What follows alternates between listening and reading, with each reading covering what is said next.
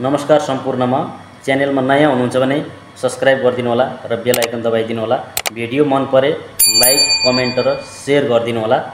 हामीले mobile screen record गर्दाखेरि यहाँ मोबाइलमा यहाँ माथिदेखि यस्तो तान्दाखेरि यहाँ यस्तो खालको इन्टरफेस आउँछ। यो इन्टरफेसमा कहीँनेर मोबाइल रेकर्डिङ छ भने त्यहाँदेखि पनि गर्न सकिन्छ र यदि यो छैन भने त्यो अवस्थामा अलिकति प्रोफेसनल तरिकाले हामीले मोबाइल रेकर्डिङ स्क्रिन रेकर्डिङ गर्नको लागि हामीले प्ले स्टोरमा जानुपर्ने हुन्छ।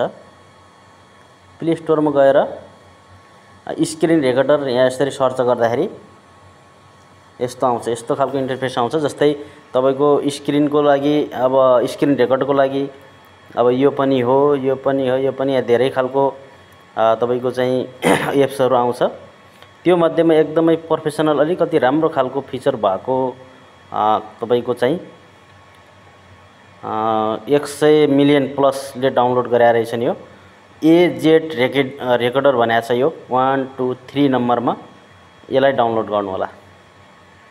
यसलाई डाउनलोड गर्नु होला एकछिन। फाइनली डाउनलोड भइसकेको छ यहाँ। अब यो डाउनलोड भइसकेपछि यसलाई क्लोज गर्दिम। यसलाई क्लोज गरिसकेपछि यो डाउनलोड भएर यहाँनिर आइसकेको छ एजेड स्क्रिन रेकर्डर।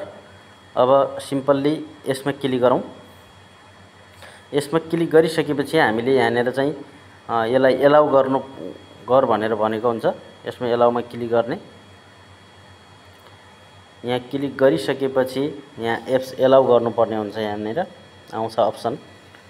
यहाँ आइसक्यो भने हामीले यहाँनिर एजेड स्क्रिन रेकर्डरमा यहाँ क्लिक गरेर यहाँ यसलाई फर्स्टमा एलाउ गर्ने। Allow display over other apps भनेर भनेको छ।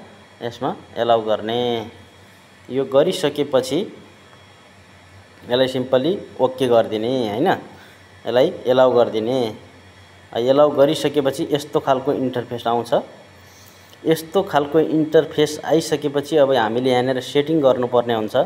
अब तपाईले यदि स्क्रिन रेकर्ड गर्नु भएको छ भने मैले यो ब्रश टुललाई अन गरे। तपाईले स्क्रिन रेकर्ड खोल्नु भएको छ भने त्यो अवस्थामा यहाँनिर चाहिँ देखाउँछ। तपाईले चाहिँ अब यहाँनिर फोटो यो भयो तपाईको यो सेटिङ हामीले सेटिङ गर्नुपर्ने हुन्छ। सेटिङ गर्नु लागि यहाँनिर सेटिङमा जाम। सेटिङमा गइसकेपछि अब तपाईले रेकर्ड यहाँ भनेको छ रेजोल्युसन रेकर्ड कति एमबीबीएस मा गर्न चाहनुहुन्छ, एचडी क्वालिटीमा कुन क्वालिटी बनाए हुन्छ यहाँनिर क्लिक गर्नु होला। यसमा चाहिँ 1080 मा राख्नु भयो भने राम्रो भिडियो आउँछ। त्यो भएर मैले 1080 मा राखे। अब त्यसैगरी अब भिडियो क्वालिटी भनेर भनेको छ, हाई क्वालिटी भनेको छ। भिडियो क्वालिटी कस्तो खालको राख्ने भनेर भनिराखेको हुन्छ। अब त्यो अवस्थामा यहाँनिर यो पनि यो अटो रिकमेन्डेड भनेको छ। यसैमा यही राम्रो ठिकै हुन्छ, यतिकै राख्नु होला। फ्रेम रेट भनेर भनिराखेको छ। अब जस्तै तपाईको यो मोबाइल यसमा मोबाइल तपाईले तेर्सो गरेर रेकर्ड गर्ने कि ठाडो गरेर रेकर्ड गर्ने भनेर भनेको हुन्छ। यसमा अटो राख्नु होला। यो अटो नै ठीक छ। त्यसपछि गएर यो माइक्रोफोनको ठाउँमा यो माइक्रोफोन जस्तै यो म्युट राख्न चाहनुहुन्छ तपाईले स्क्रिन रेकर्ड गरेर कुनै पनि बोलेको आफूले बोलेको कुनै पनि आवाज नसुनियोस् भन्न चाहनुहुन्छ भने म्युटमा राख्नु होला। यदि माइक्रोफोन देखि मात्रै तपाईले कुनै अब ब्लुटुथ कुनै अब माइक्रोफोन लगाउनु भएको छ त्यहाँदेखि मात्रै सुन्नको लागि माइक्रोफोनमा गर्नु होला। इन्टरनल अडियो भनिरहेको छ। अब यो इन्टरनल अडियो भनेको जस्तै तपाईको अडियोहरु कुनै नसुनियोस् भन्न चाहनुहुन्छ भने त्यसमा राख्नु होला। र तपाईले इन्टरनल अडियो एन्ड माइक्रोफोन भनेको छ यो यसमा राख्नुभयो भने इन्टरनल यसमा जस्तै मैले राखेको छु इन्टरनल अडियो एन्ड माइक्रोफोन। जस्तै तपाईले आफूले बोलेको पनि सुनियोस् र हामीले भिडियो कुनै यहाँ स्क्रिन रेकर्ड गरेको अवस्थामा हामीले भिडियो कुनै चलाइराखेका छौं भने त्यो भिडियोमा भएको साउन्ड पनि सुनियोस् भन्न चाहनुहुन्छ भने त्यो अवस्थामा तपाईले यो लास्टको युज गर्नु होला। इन्टरनल अडियो एन्ड माइक्रोफोन भनेर भनेको छ यस्तो हैन। त्यसैगरी यहाँनिर छ तपाईको रेकर्डिङ मोड। यो डिफल्ट नै राख्नुलाई ठिकै छ यतिकै। त्यसपछि गएर तपाईको यहाँनिर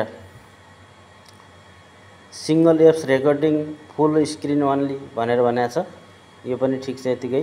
हाइट फ्लोट र बुलबुल डुइङ भनेको छ। अब रेकर्डिङ गर्दाखेरि त्यो देखिने हुन्छ, त्यसलाई हटाउन चाहनुहुन्छ कि त्यो पनि ठीक छ, त्यो पनि गर्न सकिन्छ। अब म्याजिक बटन भनेको छ, म्याजिक बटन यो अलिकति चाहिँ म्याजिक बटन नराख्दा पनि ठिकै छ यो। त्यसपछि तपाईले अर्को इम्पोर्टेन्ट कुरा यहाँनिर छ। अब जस्तै यो हामीले रेकर्डिङ कति सेकेन्डमा स्टार्ट गर्ने भन्ने कुरा हुन्छ। अब यहाँनिर यसमा क्लिक गर्नुभयो भने अब रेकर्ड हामीले रेकर्डमा क्लिक गरिसकेपछि स्टार्ट गरिसकेपछि कति सेकेन्ड पछि रेकर्ड हुने भन्ने हुन्छ।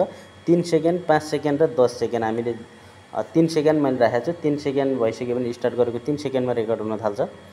त्यसै गरी स्क्रिनशट, अब यो गर्नु भने स्क्रिनशट हो। यहाँ क्यामेरा भयो, यो ब्रस टुल भनेको के हो भने यो ब्रस टुल यहाँनिर छ। जस्तै यसरी लेख्न सकिन्छ, यसरी आफूले चिन्ह लगाउन सकिन्छ। यो ब्रस टुललाई अन गर्नुभयो भने हैन, यो ब्रस टुल हो। हेर्नुस् यस्तो हुन्छ। त्यसै गरी अरु सबै ठीक छ। यो तरिकाले अब यसलाई क्लोज गर्दिम। अब यहाँनिर यसलाई क्लोज गर्दिम। जस्तै यहाँनिर क्लोज गरौँ। अब यो क्लोज गरिसकेपछि अब भिडियो स्क्रिन रेकर्ड कसरी गर्ने भन्ने कुरा म तपाईहरुलाई देखाउँछु। अब जस्तै यहाँनिर यहाँ माथि आइहाल्छ, यहाँ आएको हुन्छ। अब यो रेकर्डर भनेको छ, यसमा क्लिक गरे पनि हुन्छ अथवा यसमा क्लिक, यो रेकर्ड लेखेको ठाउँमा क्लिक नगरेर तपाईको यहाँनिर अलरेडी आइहाल्छ। यो आयो भने अब यो चाबीको चित्र लेखेको यो ब्रस भयो, यो ब्रस भइहाल्यो। यो ब्रस अन गरेर राख्नुलाई यतिकै राम्रो हुन्छ स्क्रिन रेकर्ड गर्दा। जस्तै हामीले यसरी कुनै चीजहरु देखाउँदा हामीले मार्क लगाउँदाखेरि यस्तो गर्नुपर्छ हैन। अदरवाइज तपाईले यसमा क्लिक गरेर जुन यो भिडियोको आइकन छ यसमा क्लिक गर्नुभयो भने अब तपाईले यसमा क्लिक गरेर तपाईले व्हेन युज एप्स भनेको छ, अब यसमा क्लिक गरेर तपाईले स्टार्टमा क्लिक गर्नुभयो भने 3 सेकेन्ड राखेको छु मैले त्यहाँ। 3 सेकेन्ड पछि स्क्रिन रेकर्ड फाइनली भइहाल्छ है। यही तरिकाले तपाईले आफ्नो स्क्रिन मोबाइलदेखि स्क्रिन रेकर्ड गर्न सक्नुहुन्छ। Thank you so much. Video अन्तिमसम्म हेरिदिनु भयो। भिडियो कस्तो लाग्यो सल्लाह सुझाव र प्रतिक्रिया कमेन्ट बक्समा कमेन्ट गरिदिनु होला। नयाँ हुनुहुन्छ भने च्यानललाई सब्स्क्राइब गरेर बेल आइकन दबाइदिनु होला। यस्तै टेक्नोलोजी सम्बन्धी भिडियोहरु मेरो च्यानलमा आउने गर्छन्। Thank you so much.